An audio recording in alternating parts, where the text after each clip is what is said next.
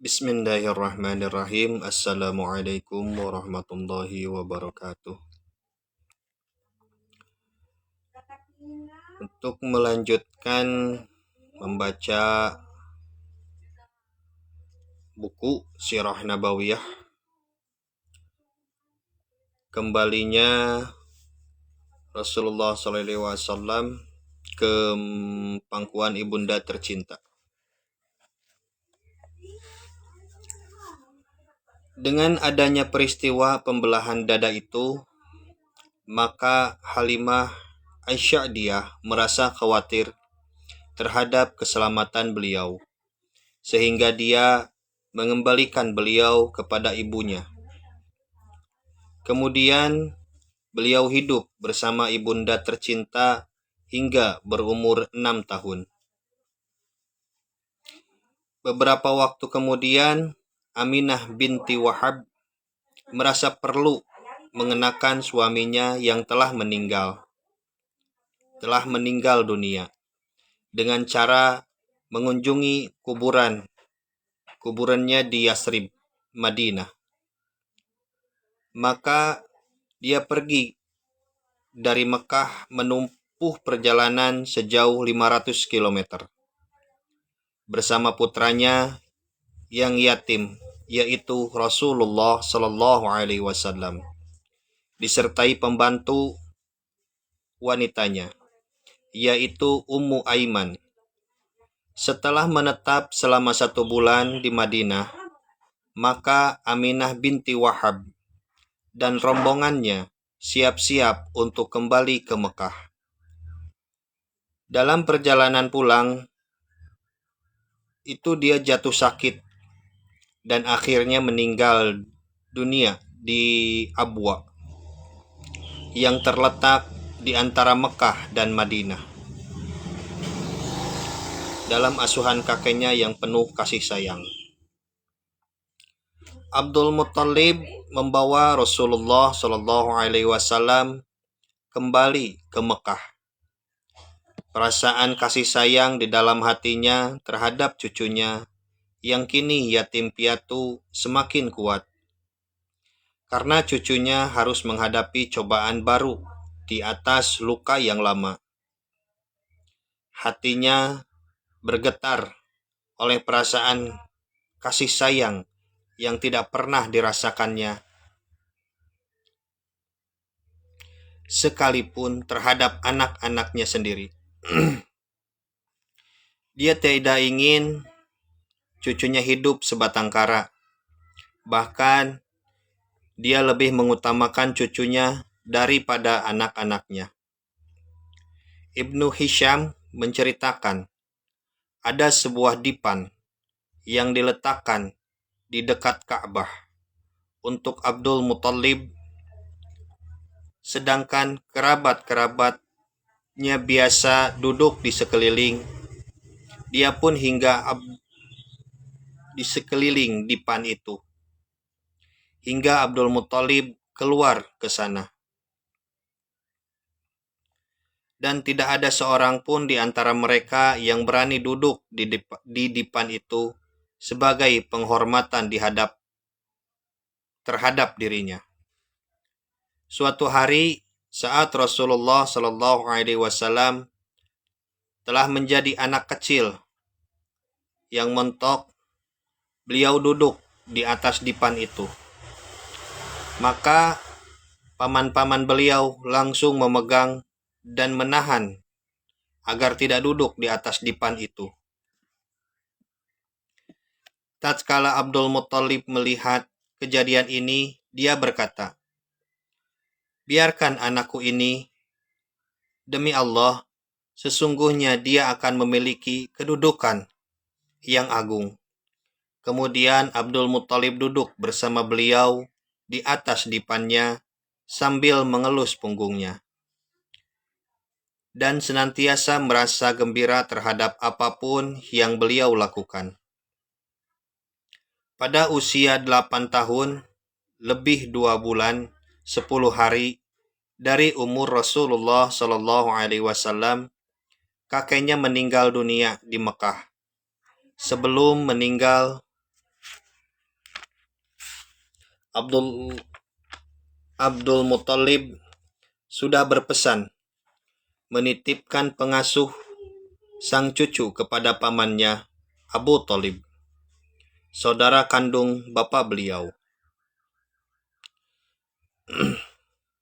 Dalam asuhan pamannya yang penyayang, Abu Thalib menjalankan kewajiban yang diemban kepadanya untuk mengasuh keponakannya dengan penuh tanggung jawab seperti halnya dia mengasuh anak-anaknya sendiri.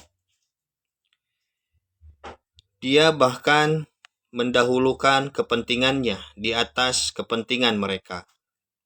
Selain itu, ia mengistimewakan dengan penghargaan yang beliau berlebihan. Perlakuan tersebut terus berlanjut hingga beliau berusia di atas 40 tahun. Paman beliau masih tetap memuliakan, memberikan pengamanan terhadapnya, menjalin persahabatan ataupun mengobar permusuhan dalam rangka membelanya. Pembahasan tentang hal ini akan kami uraikan di bagian tersendiri. Meminta hujan dengan wajah beliau. Ibnu Asakir meriwayatkan dari Julhumah bin Ar-Fattah yang berkata, tatkala aku tiba di Mekah, orang-orang sedang dilanda musim paceklik. Orang-orang Quraisy berkata, wahai Abu Thalib, lembah sedang kekeringan dan kemiskinan melanda. Marilah kita berdoa, meminta hujan. Maka Abu Thalib keluar bersama anak kecil, yang seolah-olah wajahnya adalah matahari, yang membawa awan yang sedang berjalan pelan-pelan. Di sekitar Abu Thalib juga ada beberapa anak kecil lainnya. Dia memegang anak kecil itu dan menempelkan punggungnya ke dinding Ka'bah. Jari jemari memegang anak itu. Langit yang tadinya bersih, tiba-tiba saja mendung, datang dari segala penjuru. Lalu menurunkan hujan yang sangat deras, hingga lembah-lembah terairi dan ladang-ladang menjadi subur. Abu Thalib mengisyaratkan hal ini dalam syair yang dibacakannya. Putih bersih meminta hujan dengan wajahnya, penolong anak yatim dan pelindung wanita janda. Bersama sang rahib Buhairah. Ketika usia Rasulullah Shallallahu Alaihi Wasallam mencapai 12 tahun, ada yang berpendapat lebih dari 2 bulan, 10 hari, Abu Thalib mengajak beliau pergi berdagang dengan tujuan Syam, hingga tiba di Bushra, yaitu suatu daerah yang sudah termasuk Syam, yang merupakan ibu kota Hauran, yang juga merupakan ibu kotanya orang-orang Arab. Walaupun di bawah kekuasaan bangsa Romawi, di negeri ini ada seorang rahib yang dikenal dengan sebutan Bahira. Nama aslinya adalah Jurjis. Tatkala rombongan singgah di daerah ini, maka sang rahib menghampiri mereka dan mempersilahkan mereka mampir ke tempat tinggalnya sebagai tamu kehormatan. Padahal sebelumnya rahib tersebut tidak pernah keluar. Namun begitu dia bisa mengetahui Rasulullah Shallallahu Alaihi Wasallam dari sifat-sifat beliau, sambil memegang tangan beliau, sang rahib berkata, orang ini adalah pemimpin semesta alam. anak ini akan diutus Allah sebagai rahmat bagi seluruh alam. Abu Thalib bertanya, "Dari mana engkau tahu hal ini?" Rahib Bahira menjawab, "Sebenarnya sejak kalian tiba di Aqobah, tidak ada bebatuan dan pepohonan pun melainkan mereka tunduk bersujud. Mereka tidak sujud melainkan kepada seorang nabi. Aku bisa mengetahuinya dari cincin nubuah yang berada di bagian bawah tulang rawan bahunya, yang menyerupai buah apel. Kami juga mendapati tanda itu di dalam kitab kami." Kemudian sang rahib meminta agar Abu Thalib kembali lagi bersama beliau tanpa melanjutkan perjalanan ke Syam, karena dia takut gangguan orang-orang Yahudi. Maka Abu Thalib mengirim beliau bersama beberapa pemuda agar kembali lagi ke Mekah. Perang Pijar atau Puzar. Pada usia 15 tahun, meletus perang Pijar antara pihak Quraisy bersama Kinanah berhadapan dengan pihak Qais Ailan. Komandan pasukan Quraisy bernama Kinanah dipegang oleh Harb bin Umayyah. Karena pertimbangan usia dan kedudukannya yang terpandang, pada mulanya pihak Qais Ailan yang mendapat kemenangan, namun kemudian beralih ke pihak Quraisy bersama Kinanah. Dinamakan Perang Pijar karena terjadi pelanggaran terhadap kesucian tanah haram dan bulan-bulan suci. Rasulullah Shallallahu Alaihi Wasallam ikut bergabung dalam peperangan ini dengan cara mengumpulkan anak panah bagi paman-paman beliau untuk dilemparkan kembali ke pihak musuh. Haiful Fudul. Peperangan tersebut berdampak pada terjadinya suatu perjanjian yang disebut dengan Haiful Fudul pada bulan Zulqa'dah yang merupakan bulan haram. Hampir seluruh kabilah Quraisy berkumpul dan menghadirinya.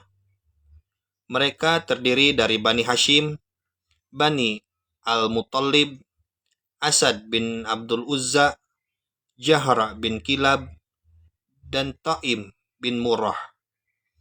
Mereka berkumpul di kediaman Abdullah bin Jud'an At-Taimi karena faktor usia dan kedudukannya. Isi dari perjanjian tersebut adalah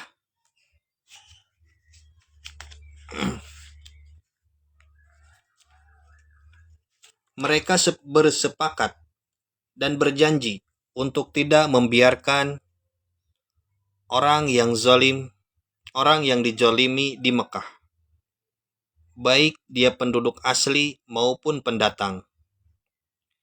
Dan bila hal itu terjadi, mereka akan bergerak menolongnya hingga dia meraih haknya kembali. Rasulullah Shallallahu Alaihi Wasallam menghadiri perjanjian tersebut. Setelah beliau dimuliakan oleh Allah dengan risalah, beliau berkomentar, "Aku telah menghadiri suatu perjanjian di kediaman Abdullah bin Jud'an. Yang lebih aku sukai ketimbang aku memiliki unta merah, harta yang paling termahal dan menjadi kebanggaan bangsa Arab. Andai pada masa Islam aku diundang untuk menghadirinya, niscaya aku akan memenuhinya." Semangat perjanjian ini bertentangan dengan fanatisme jahiliyah yang digembar-gemborkan ketika itu, Di antara hal yang disebutkan sebagai sebab terjadinya perjanjian tersebut adalah ada seorang dari Jabid datang ke Mekah membawa barang dagangannya. Kemudian barang tersebut dibeli oleh Al-Ash bin Wa'il As-Sahmi. Akan tetapi dia tidak memperlakukannya sesuai dengan haknya. Orang tersebut meminta bantuan kepada sekutu-sekutunya Al-Has, namun mereka mengacuhkannya. Akhirnya, dia menaiki gunung Abu Qubais dan menyenandungkan syair-syair yang berisi kezaliman yang telah dialami dengan suara yang keras. Rupanya Az-Zubair bin Abdullah bin Abdul Muttalib mendengar hal itu dan bergerak menujunya. Lalu bertanya-tanya, mengapa orang ini diacuhkan? Tak berapa lama kemudian berkumpullah kabilah yang telah menyetujui perjanjian Haiful Fudul tersebut. Lantas mereka mendatangi Al-As bin Wa'il dan mendesaknya agar mengembalikan hak orang tersebut. Mereka berhasil setelah membuat suatu perjanjian. Mengembalakan kambing. Pada awal masa remaja, Rasulullah Shallallahu Alaihi Wasallam tidak mempunyai pekerjaan tetap. Hanya saja beberapa riwayat menyebutkan bahwa beliau mengembala kambing di kalangan Bani Sa'ad bin Bakar dan di Mekah dengan imbalan uang beberapa dinar. Ketika berusia 25 tahun, beliau pergi berdagang ke negeri Syam dengan modal yang diperoleh dari Khadijah radhiyallahu anha. Ibnu Ishaq berkata, Khadijah binti Khuwailid adalah salah seorang wanita pedagang yang memiliki banyak harta dan bernasab baik. Dia menyewa banyak kaum lelaki untuk memperdagangkan hartanya dengan sistem bagi hasil. Kabilah Quraisy dikenal sebagai pedagang handal, maka tatkala sampai ke telinganya tentang kejujuran berbicara, amanah dan akhlak Rasulullah Shallallahu Alaihi Wasallam yang mulia, dia mengutus seseorang untuk menemuinya dan menawarkannya untuk memperdagangkan harta miliknya ke negeri Syam. Dia menyerahkan kepada beliau barang dagangan yang istimewa, yang tidak pernah dipercayakan kepada pedagang-pedagang yang lainnya. Beliau juga didampingi oleh seorang pembantunya bernama Maisyarah.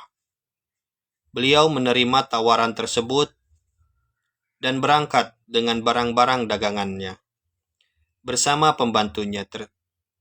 pembantunya tersebut hingga sampai ke Syam. Menikah dengan Khadijah.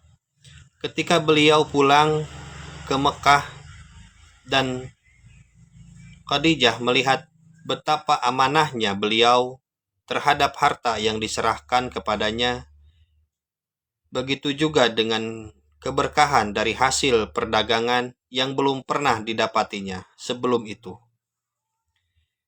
Ditambah lagi informasi dari Maisyarah, pembantunya, tentang budi pekerti beliau, kejeniusan, kejujuran, dan keamanahannya. Maka dia seakan menemukan apa yang dicarinya selama ini, calon suami. Padahal banyak kaum laki-laki bangsawan dan pemuka yang sangat berkeinginan untuk menikahinya. Namun semuanya ditolak. Akhirnya dia menceritakan keinginan hatinya kepada teman wanitanya. Nafisah binti Munayyah yang kemudian bergegas menemui beliau dan meminta kesediaan beliau untuk menikahi Khadijah. Beliau pun menyetujuinya dan menceritakan hal tersebut kepada paman-pamannya. Kemudian mereka mendatangi paman Khadijah untuk melamar keponakannya. Maka pernikahan pun berlangsung. Setelah itu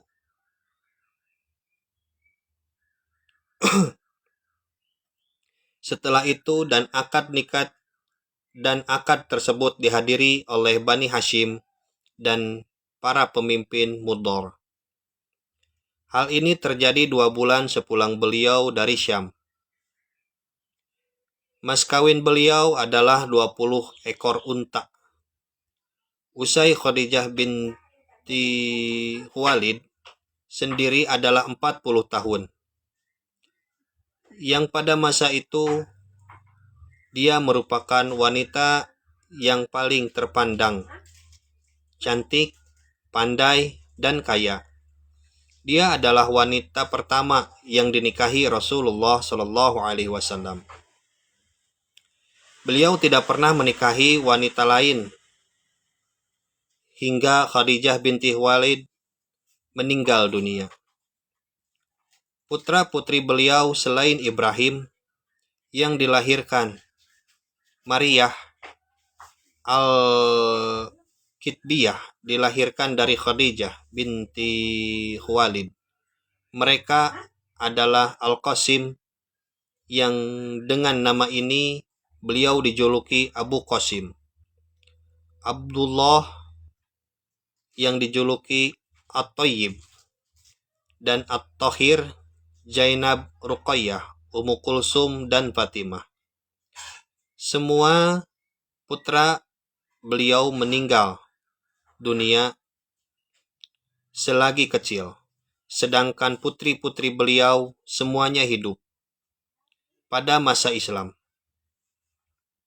Mereka semua menganutnya dan juga ikut berhijrah. Namun semuanya meninggal dunia semasa beliau masih hidup, kecuali Fatimah radhiyallahu an yang meninggal 6 bulan setelah beliau wafat. Alhamdulillah, untuk hari ini dicukupkan untuk sekian. Insyaallah besok dilanjutkan kembali. Mohon maaf jika bacaannya kurang lancar atau balelol, mohon dimaafkan. Wabillahi taufiq wal hidayah. Wassalamualaikum warahmatullahi wabarakatuh.